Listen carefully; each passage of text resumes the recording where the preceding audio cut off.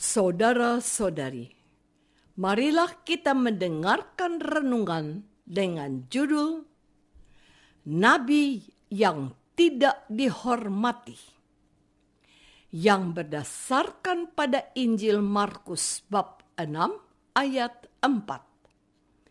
Yesus bersabda, "Seorang nabi dihormati di mana-mana kecuali di tempat asalnya sendiri, di antara kaum keluarganya dan di rumahnya." Dalam nama Bapa dan Putra dan Roh Kudus. Amin. Saudara-saudari terkasih dalam nama Tuhan Yesus Kristus. Pada suatu ketika Yesus singgah di tempat asalnya bersama para murid yang mengikutinya. Pada hari Sabat, Yesus mulai mengajar di rumah ibadat, dan jemaat yang besar takjub ketika mendengar Yesus. Mereka berkata, "Dari mana diperolehnya semuanya itu? Hikmat apa pulakah yang diberikan kepadanya? Bagaimanakah tangannya dapat mengadakan mujizat yang demikian? Bukankah ia ini anak tukang kayu, anak Maria, saudara Yakobus, Yoses, Yudas, dan Simon? Dan bukankah saudara-saudaranya yang perempuan ada bersama kita?" Mereka pun kecewa dan menolak Yesus. Kata Yesus kepada mereka, "Seorang nabi dihormati di mana-mana kecuali di tempat asalnya sendiri dan di antara kaum keluarganya dan di rumahnya."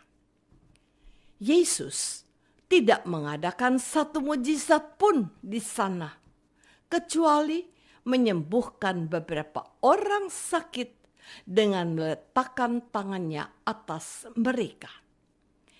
Yesus merasa heran atas ketidakpercayaan mereka. Yesus pun melanjutkan mengajar dari desa ke desa. Saudara-saudari terkasih, ada tradisi di berbagai masyarakat untuk mudik atau pulang kampung pada waktu tertentu. Tradisi ini sudah berlangsung lama dan diikuti oleh sebagian besar anggota masyarakat.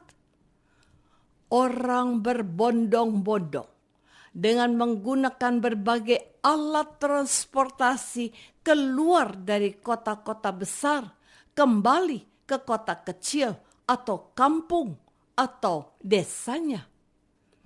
Ketika hal itu terjadi, yang nampak adalah suasana sukacita. Mengapa?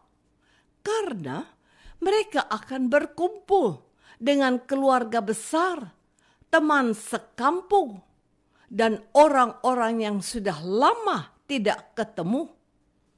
Mungkin ketika bertemu, mereka hanya bermaksud ngobrol, ngalur ngidul saja.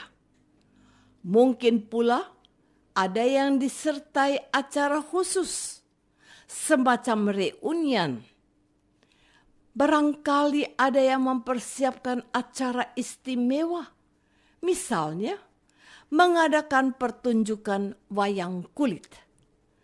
Ada dua keluarga, bisa juga mengadakan acara keluarga sunatan atau perkawinan. Apapun yang akan terjadi, pertemuan dengan orang-orang terdekat sungguh memunculkan suasana bahagia. Berada di antara orang-orang yang mengenal kita dan kita kenal, yang menerima kita, yang menantikan kehadiran kita. Dari keluarga dan tetangga inilah kita berangkat. Maka kita bisa menimba kekuatan juga dari mereka. Saudara-saudari terkasih, suasana seperti pulang mudik itulah yang diharapkan ditemui Yesus ketika ia pulang ke kampung halamannya. Pada hari Sabat, Yesus mulai mengajar di rumah ibadat. Banyak orang kagum akan pengajaran Yesus itu. Betapa luas pengetahuan Yesus akan kitab-kitab. Betapa tajam ajaran yang disampaikan Yesus. Mereka pun juga teringat akan mujizat-mujizat yang sudah dibuat Yesus. Kekaguman kepada Yesus akhirnya berubah menjadi ketidakpercayaan kepada Yesus. Bagaimana mungkin Yesus mampu melakukan itu semua? Siapakah dia? Karena peristiwa ini ada di kampung halaman. Orang-orang pun mengenal Yesus. Keluarga Yesus yang mereka kenal dijadikan bahan untuk mempercayai Yesus dan pengajarannya. Bukankah ia anak Yusuf si tukang kayu? Bukankah ia adalah saudara dari Yakobus, Yoses, Yudas, dan Simon? Bukankah saudara-saudara perempuannya ada bersama kita? Pengenalan yang intim ternyata tidak serta-merta membawa pengaruh positif, yaitu kepercayaan. Sebaliknya, pengenalan dijadikan dasar untuk tidak percaya. Bisa dikatakan bahwa hubungan sosial di dalam kampung Yesus tidak bersifat tulus dan bersaudara, tetapi demi kepentingan tertentu. Saudara-saudari terkasih, memang tidak di semua tempat seseorang mendapatkan tempat yang layak.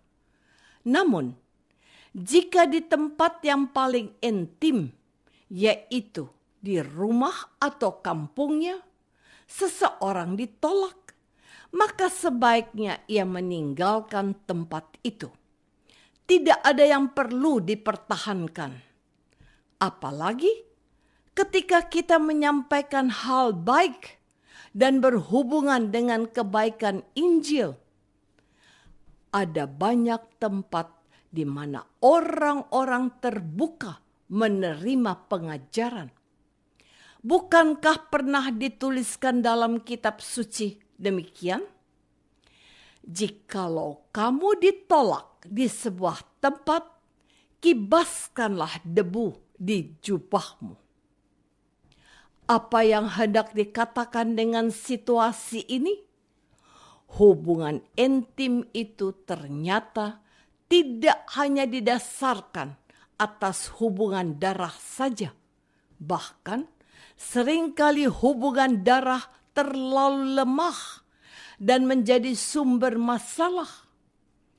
Ada banyak dasar dalam hubungan antar manusia. Profesionalisme dalam hubungan kerja, kesamaan hobi, tujuan yang sama, nilai hidup yang sejenis bisa menjadi perekat yang kuat. Namun, iman kepada Yesus adalah pondasi yang kokoh bagi kehidupan bersama. Mengapa? Karena Yesus sendiri yang akan mempersatukan kita. Yesus sendiri yang mengundang kita untuk bersatu. Apakah kita sudah mengenal Yesus dan mempercayai pengajarannya? Marilah kita berdoa. Ya Tuhan, ternyata selama ini kami belum mengenal Yesus sebagai pribadi putra Allah Sang Juru Selamat. Kami menerima Yesus sebatas ajaran agama yang kami terima. Kami mengenal Yesus sebatas ibadat di gereja. Bantulah kami mengenal putramu secara pribadi di dalam sejarah hidup kami. Engkaulah Allah kami, kini dan sepanjang masa. Amin.